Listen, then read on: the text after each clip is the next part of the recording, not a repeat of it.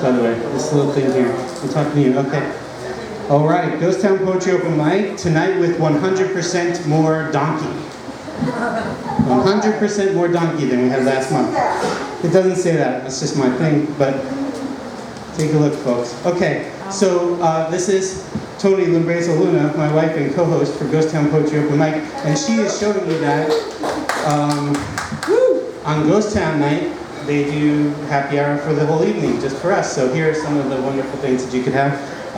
We do tend to go long and late, so I'd like to remind you early to make sure that you settle up your bill before you leave. Also, if it's the first time that you've been here, there are two bathrooms. There's one inside the bar, at the back of the bar, and there's one at the black door at the back of this room that we're in. Leah would like you to know, Leah Jackson is the owner of both establishments, that the bathroom in this room is right by a stairwell that goes down to the basement. So just be aware and don't fall down the stairs for us, okay? I'm trying to think if there's any other business. Oh, we are really happy to have tonight the artist whose art is here. Her name is Gwendolyn Morgan, and she's here in the back. We may hear a little bit from her. So we want you to be aware that that's happening. And also, here you go. She'll have more to say about that later, but I want to make those who are sitting near art aware that there's art on the walls. So please be careful about leaning on art. And I know everyone, it's great that people are drinking and eating. Also, just be careful about trying not to spill stuff and break glass. Just pay attention and we'll be okay. Just like at home. Yeah. I don't know if is there anything else to talk about right at the top? I don't think so. Can I okay. make this with this? Yes. Walk this way. All right, she's going to get rid of that. Be good to those guys over there and work hard to make it a good experience for everybody. Okay, so, where am I? You're in Vancouver.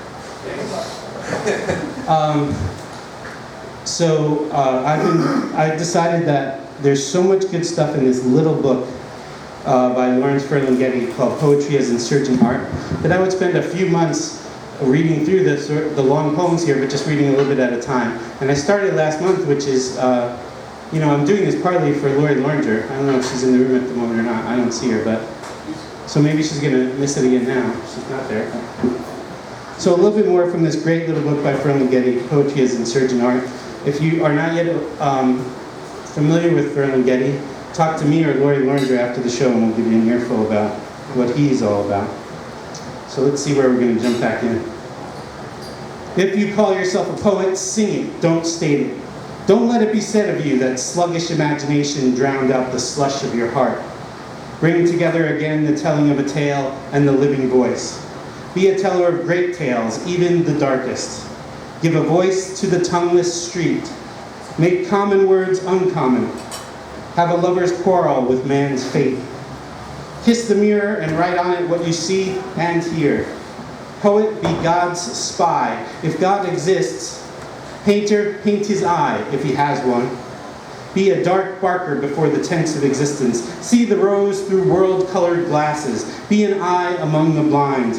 Dance with wolves and count the stars, including the ones whose light hasn't got here yet.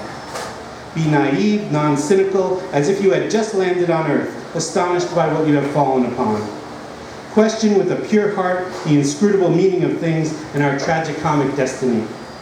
Are you gifted with enchantment and girded with wonder? Do you have the mad sound? Be a Zen fool. The sunshine of poetry casts shadows. Paint them, too. You can never see or hear or feel too much if you can stand it. Strive to recover the innocence of I you had in childhood. Compose on the tongue, not on the page. Like a Buddhist, listen to your own breathing. Lower your voice and speak from your chest, not through your nose. When performing your poetry, don't try to shatter windows in the next zip code. In this art, you have no singing master save your inner ear. Yeah, I think he's about 95, 96, so he's entitled to say these things to us at this point. You are only as great as your ear. Too bad if it is tin. As with humans, poems have fatal flaws. Sing hello. Write an endless poem about your life on earth or elsewhere, a poetry larger than life. One great poem should be born of the sum of all your poems, recording more than surface reality, more than what's passing by the window. Find the further reality if there is one. Your language must sing with or without rhyme to justify it being in the typography of poetry. Make it more than spoken word poetry. Make it sung word poetry. Back up your voice with a musical instrument or other sound and let your poems blossom into song. Dig folk singers who are the true singing poets of yesterday and today. Read between the lines of human discourse. Make your mind learn its way around the heart. Your life is your poetry. If you have no heart, you write heartless poetry. Avoid the provincial, go for the universal. Don't use stones, dip into the sea for poetry. Every poem a live fish. I've never thought about it that way before. Say the unsayable, make the invisible visible. Think subjectively, write objectively. Be a literalist of the imagination. The concrete is most poetic. Think long thoughts in short sentences. If you would be a poet, don't think quirks of thought are poetry. Any 3 lines do not a haiku make. It takes an epiphany to make it pop. Yeah, it's so hard to know where to stop, but maybe a few more lines here. After a poetry reading, never submit to a question and answer session. Poetry gets the listeners high. A Q&A brings it all down to prose. Do they ask a folk singer to explain his songs?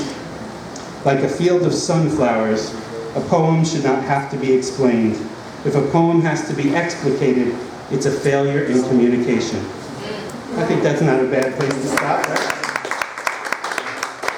Words for Lungetti, for Lori, and for all of you. Yeah, and I think we'll just keep doing that until we're done with the book. Hello, Dennis. All right. Dennis McBride is here. And Dennis is, as some of you know, is an amazing closer, so I'm putting Dennis at the bottom, but whatever happens, he'll still be at the bottom, you know what I'm saying? Yeah. Okay, did you have something else? Did I miss something?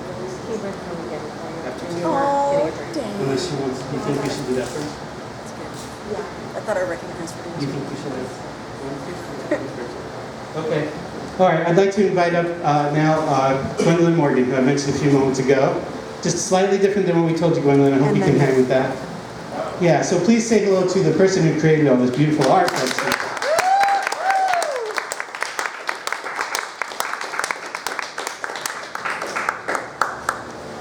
How is your writing, art, and music transforming your life and the world? For me and many of us, it is a healing process. We focus our energy toward both, healing ourselves, healing the world, caring for ourselves, caring for the world. And in this jagged time on the planet, it's important that we offer our gifts humbly and graciously. And it's important we offer compassion to one another as we offer our spoken word. My art show is entitled Magic of the Animals. And I remember the abracadabra we used as children, which from Arabic translates to signify, as I speak, so I create. Many in the media spotlight appear to have forgotten about dignity and respect for all people, all sentient beings, and that our words create our reality.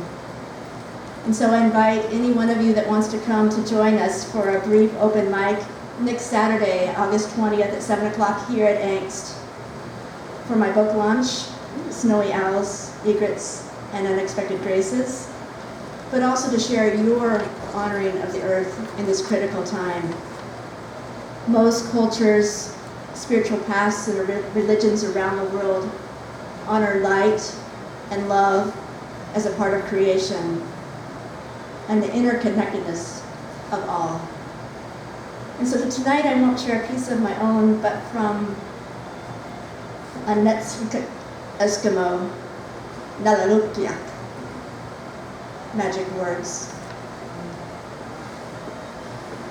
In the very earliest time,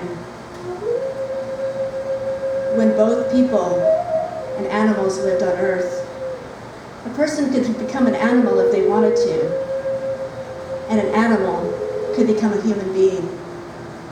Sometimes they were people, and sometimes animals, and there was no difference. All spoke the same language. That was the time when words were like magic.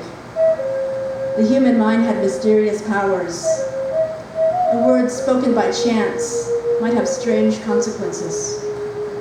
It would suddenly come alive. And what people wanted to happen could happen. All you had to do was say it. Nobody can explain this. That's the way it was.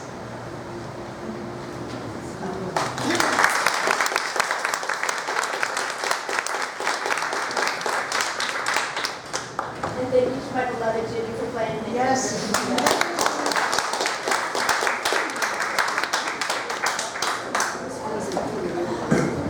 So you'll truly be in for a treat if you can join us on the 20th here at Angst, 7 o'clock. You'll be able to hear Gwendolyn read from her book that night, this new book that's out. It's your second book, correct? And Judy, you will be here as well to accompany her. And it should be a great night. And we're going to do that right in here with all of her art. So there's something about the words and the images that come together that night that I think is going to make it quite special. You're all invited to join us. So I'm really excited about tonight. Oh, by the way, I'm Toni, just in case if there's some of you that don't know me. I'm really excited about tonight because our featured reader, Celeste Gurevich, is, I saw her at Josh Lupin's reading, Salon Skid Row at the Corner Bar in Portland. This was some 6 weeks ago, maybe a month or two. And some of the pieces that she read really resonated deeply with me. They were, her style is narrative. It comes out of the heart, and it's about things I think that we can all relate to. And there was one poem in particular that she read about her mother that touched me greatly. So she will be up to read before the break. And next month, while we're talking about readers here, next month we have a treat for you. Throughout this year, we have been pairing up some of our regulars that have been coming to this reading for a long time, and they are coming here to be featured readers. And so next month, we have for you the team of Lori Loringer and Tiffany Burba.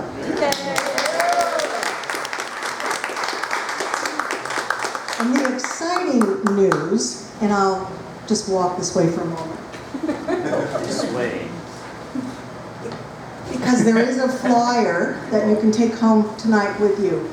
But it is very exciting for me to announce that next month, Lori will be presenting her chapbook, Pieces of the Mind. So she'll be releasing that night. And Tiffany will be releasing her first full-length book of poetry called Meet Me Where I Left You. And this, for both of them, is just like hitting it out of the park. Absolutely.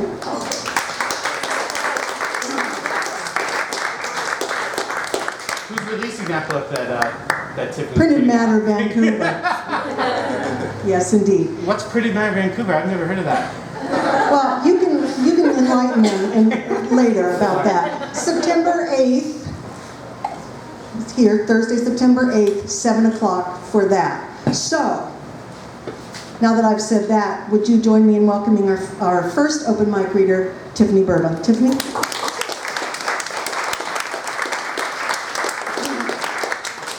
Thank you, very exciting.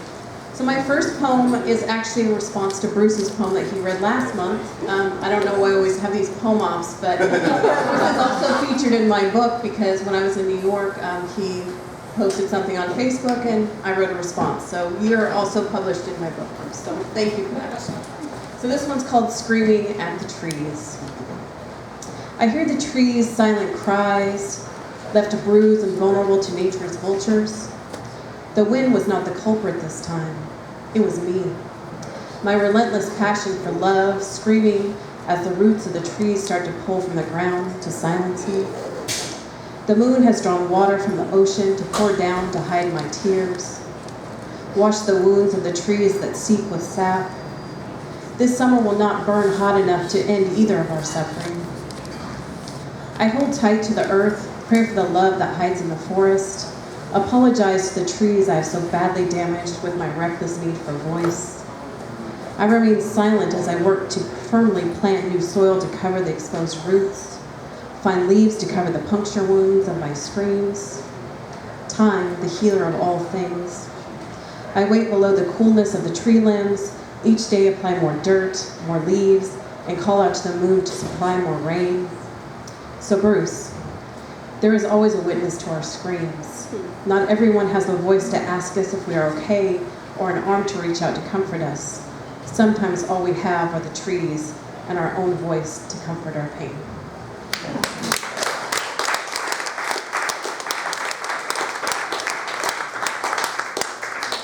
So this next poem is a little bit darker. It's called Resentment. I'm starting to resent the men of my present and of my past. I want them to drown as I float. Let them know what grasping for breath feels like as I squeeze their hearts within my hands, and then release it to be outside their body, exposed to the harshness of air, stung by the salt of all the hearts they have broken.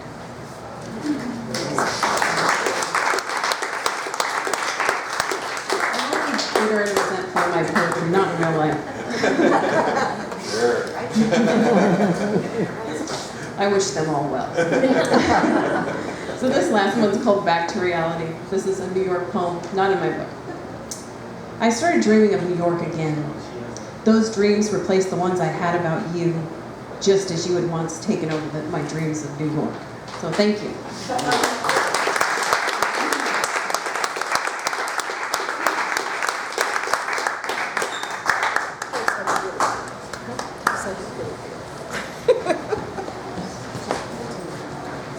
Sorry.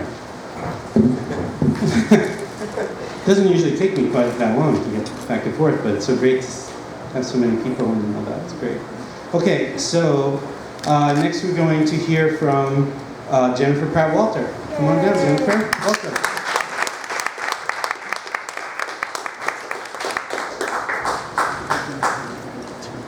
Thank you. Hi, everybody. Hi. This is a little poem about the process of writing poetry for me sometimes. It's called The Craft. You find poetry by chancing on one limber word, floating like a fetus in its amniotic bath, then listening to all the unsaid syllables hovering behind it. The craft.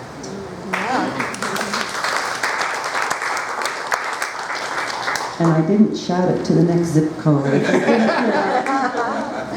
You could, though. I'm sure that Mr. Ferlinghetti wasn't talking about anyone in this room. Especially not you, Dennis. Especially not. Someday I'll have to surprise you. I write a lot about aspects of love, and this is called Under the Influence. I wrote this under the influence of love. Some vessel uncorked and love rolled down on me, and could no more be quashed than the sunrise. I sought you, but it was like dolphins out of the wind, out of my element. I loved you with my morning body, craving its drug in the salon of my mind. You broke through the handholds of night to incinerate my dreams, hallucination before the pounding of day that is my hangover, an unwelcome dawn where I cannot look this world in the eye.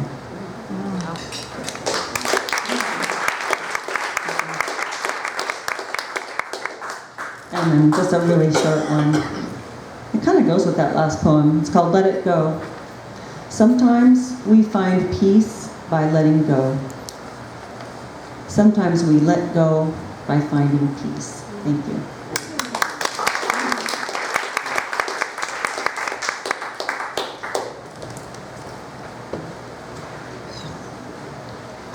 Please say hello to Roxanne Batch. Yay!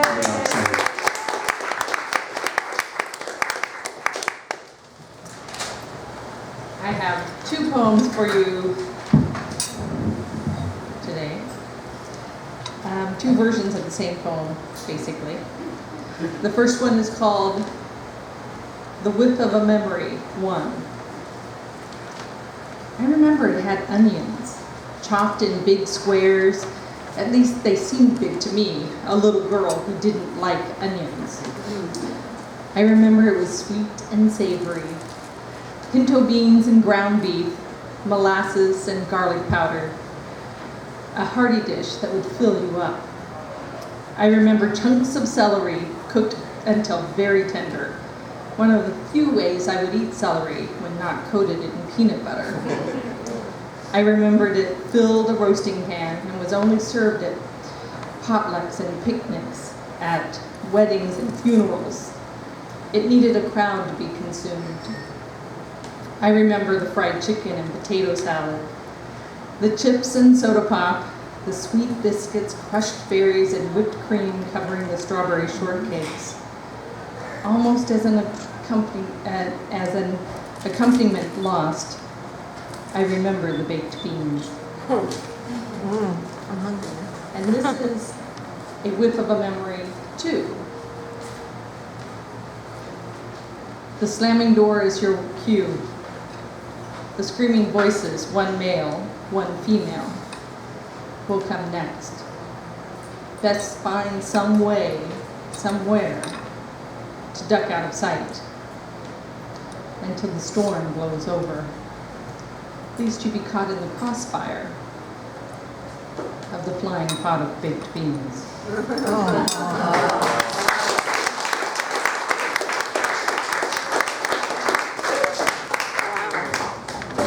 Oops, there goes my water.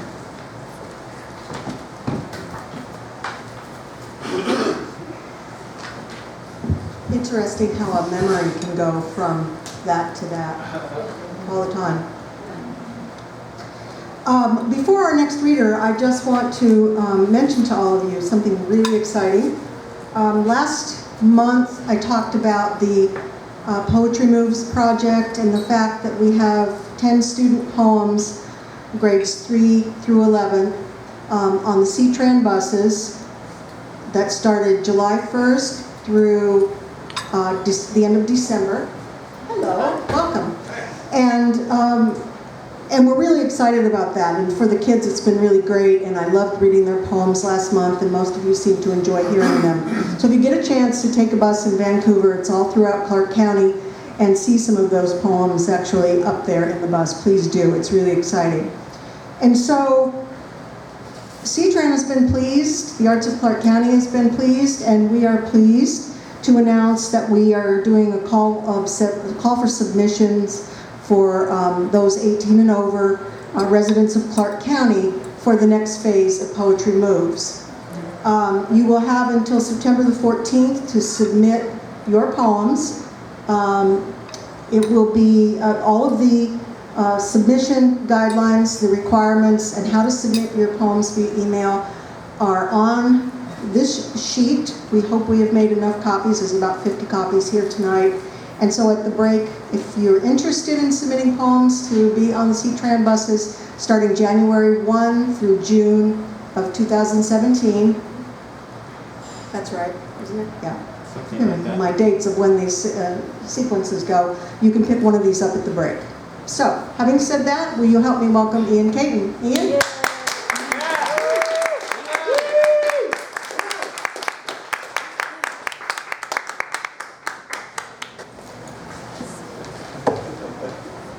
I will. Hi, Ian.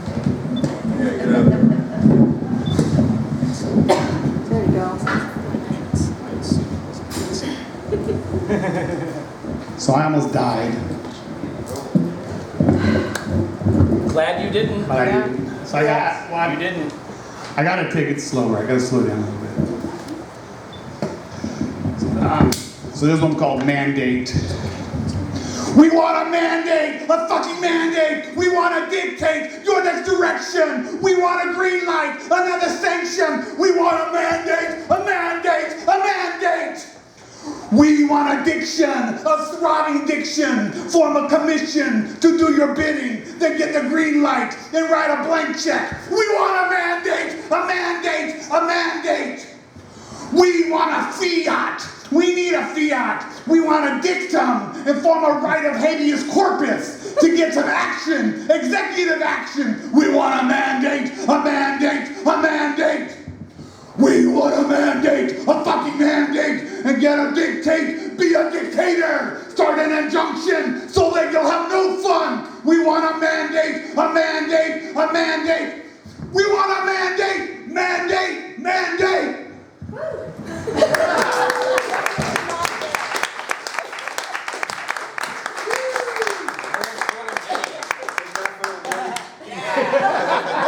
Yeah, exactly.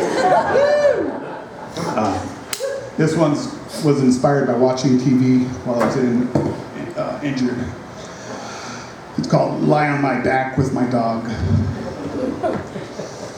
I want to lie on my back with my dog, wriggle and scramble, take a selfie. I saw it once on a television commercial. Save editing for later, for now, just right. I want the end of every year to feature a slideshow illustrating our growth, accompanied by inspirational music with artists like Jack Johnson, Sarah McLachlan, and One Republic.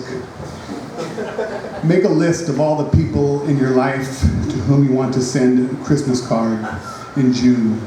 I want a product that lifts dirt, dissolves oil, and conditions skin without over drying, leaving it noticeably healthy looking and clean.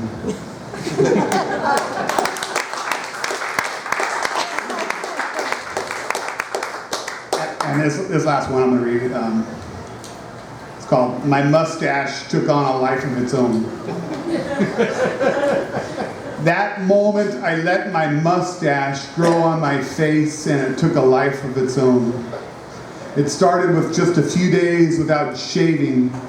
Then after 5 days or so, I thought I saw something there. So I shaved the perimeter of my chin and cheeks, took my sideburns high, and finished cleaning off my neck. I had the makings of a new mustache. At first, it was not much to look at. Mostly people thought I had forgotten to shave above my upper lip.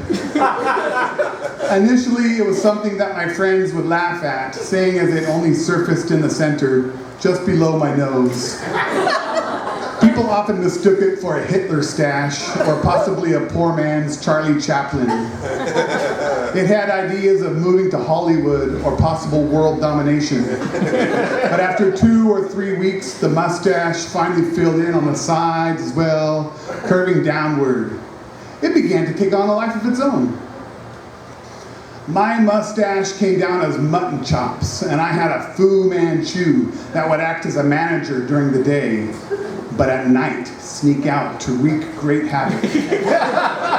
It got 86'd from my favorite dive bar after telling the barmaid exactly where she could get off. It got arrested during the Rose Festival parade for jumping on the Shriners leukemia float, giving crisp $5 bills to the bald children. And when it got into a fight after the 4th of July church picnic, I knew it would have to be disciplined. So I took my razor to that mustache, shaved it higher and waxed the ends, made it into a Raleigh fingers. That's when my mustache took up pitching and got itself a scholarship to play for the Oregon State Beavers. It once struck out 15 in 7 innings and had an ERA of 1.3. It would also whistle Scott Joplin tunes and wear leg garters around his arms with a straw hat and tap dance in the La Cage aux Folles. My mustache was having such a grand time, it eclipsed me and my sorry life. Married man, taking care of my kids, out camping with our neighbor in his boat. This was no life for my mustache, so it took off on the next bus out of town. I last heard it became a gunfighter out in Dodge City, won a lot of money and fame, short-lived glory. But the life of a gunfighter is a short one.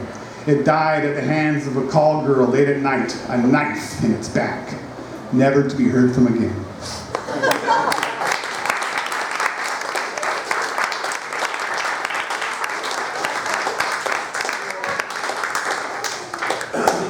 Brandon out of the building. You needed to leave on that one. Yeah. Oh, man. You don't know your own strength here. It must be that mustache. I couldn't do it. I mean, The other direction, maybe?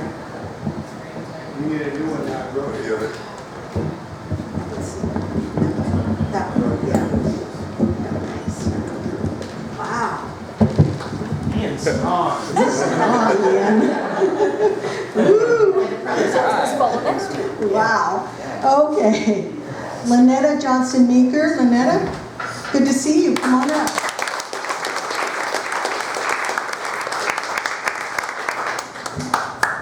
This might be right for you. It's right for me. How's that? Looks about right, yeah. All right. Good deal. Well, it's good to be back in town. For those of you who don't know, I'm not sure where I live anymore. My son lives in California. I have a cousin who lives up here in Vancouver, and I go back and forth every few months. So maybe I live on Amtrak. I'm not sure. But yeah, anyway. But whenever I'm in town, I stop in and have a great time with you folks reading. This is called Anorexia. I knew a man who had so many women, he was always alone. He said so himself. I told him once that I loved him anyway. You can't love me like that, he denied, his face hoping I'd say, yes, I do. Like most women, I loved him more than he deserved. I still wonder if anyone has ever loved him enough. There will be others who try, I know, each giving more than she should, but less than he needs.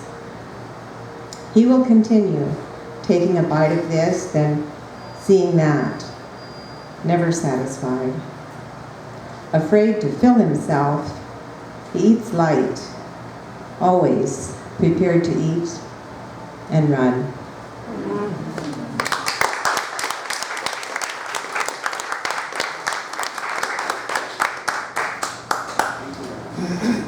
This is called Forbidden Love. What taboo is this that we have shunned? What magic stumbled onto? What heaven is this, and what gods live here?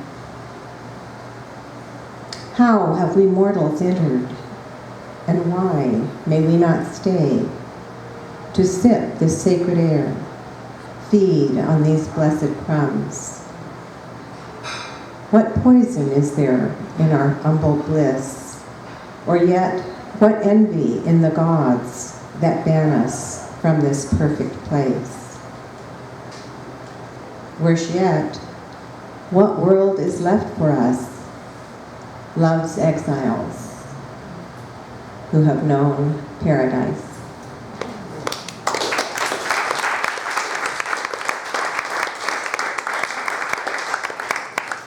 This is my last one. It's called Life-Saving. Engulfed in darkness on the choppy waves, an anguished face, flooded by tears, blent with the drenching rain. 5 figures, indistinct against the blackened sky. A rubber raft, roped all around, bobbing aimlessly, taking water. A lone woman and 3 trusting babes cling gingerly to the wind-filled rubber aisle as their one hope. A desperate man gone overboard, slipping neath gray, choppy foam, drags hard, struggles to pull himself in, swamping the makeshift craft with each effort, risking everything and everyone. At a certain moment, comprehension pierces the mesmerized mothers, numb and cold. Agonized, she awaits the drifter's next attempt. Locking his eyes with hers, nearly blinded by sorrow and the storm. With all her strength, she uncurls his tense fingertips, one by one, from the taut rope. Reading disbelief in his eyes, she holds his face in her heart as he sinks further and further under the roiling waves, helpless to stay afloat alone.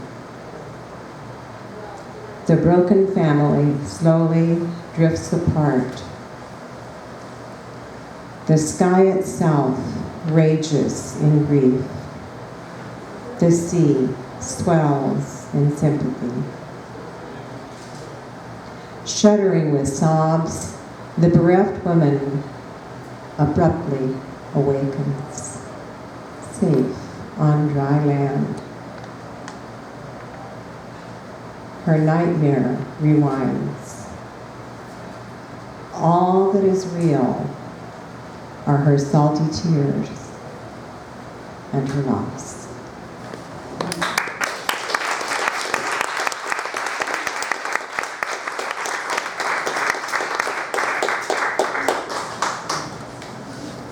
Thank you. And next we're going to hear from Bob Sunshine.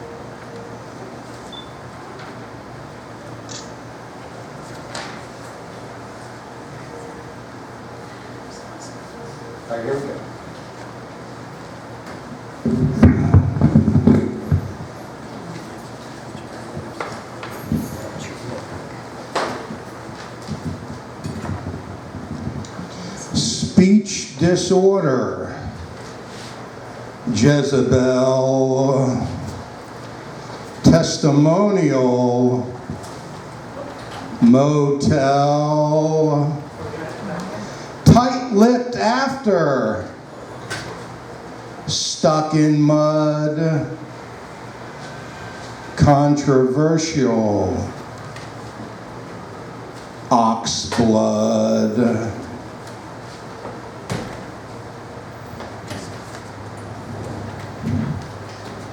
Quite unhappy each bed spring, around penis, double ring, tranquilizer trapped thereon, potential perplexed python, everlasting odd response, placed on ice, balls cast in bronze, jaundiced skin, now lily white, hardly ever after night, specimen subliminal, inhumane, untypical, evolved with faintest notion, organized religion one, permission granted, who shall, permanently stuck, decal, complexion covered, concerns, Dachauist, heartburn in turns, portion small, daily bread dread, no better off since misled, pagan passes past portal, stumbles backwards with bagful.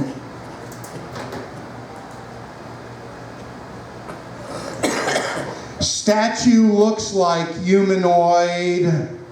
It's really down here. Clever disguise overjoyed.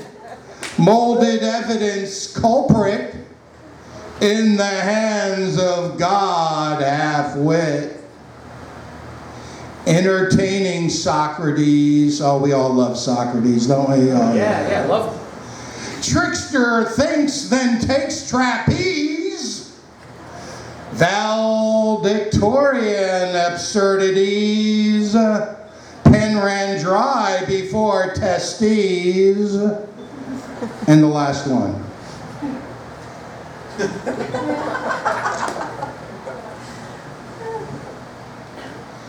Denial points out wordplay. Heaven or hell cast away. Only vein left. Jugular makes what valid? Insecure. Thank you.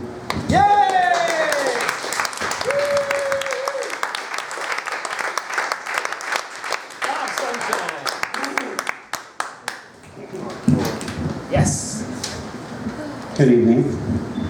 Good evening. Yes, that is a chair. Yes. You're welcome to use it as such.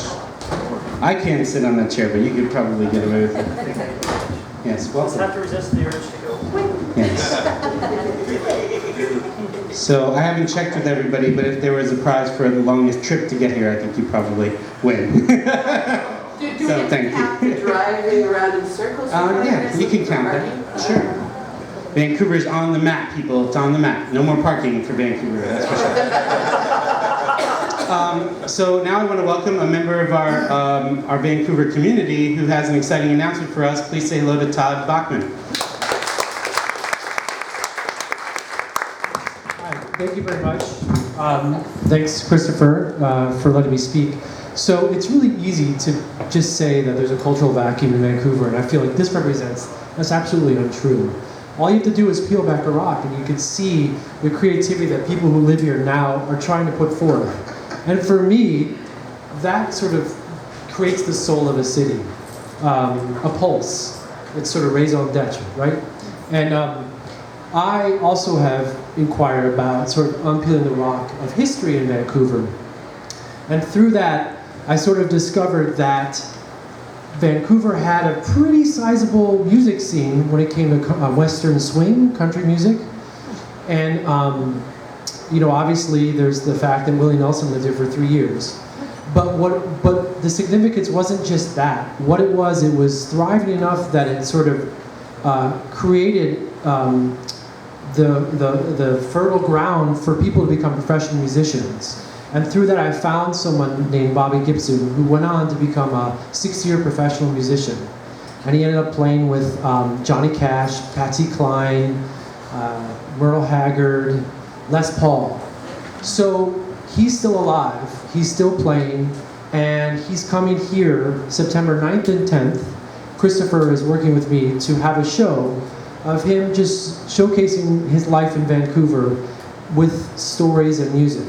So I'm here to say, if you guys are interested, it's fascinating. It's going to be here September 9th and 10th. We're going to have something up on the Angst Gallery Facebook page. And it's $12. We're keeping it cheap. We want to have an intimate cabaret setting. So I recommend you guys, tickets will be available. They're available now through brown paper tickets, but unfortunately I don't have anything to hand out to you because we just got it posted. But check the Facebook page on Angst. And I strongly recommend it. It's going to be a lot of fun and really intimate, and he's really excited. We're bringing in some local musicians to back him up. So time it's going to be here at Angst. Here in this room. At 8 o'clock, September 9th and 10th. So Yeah.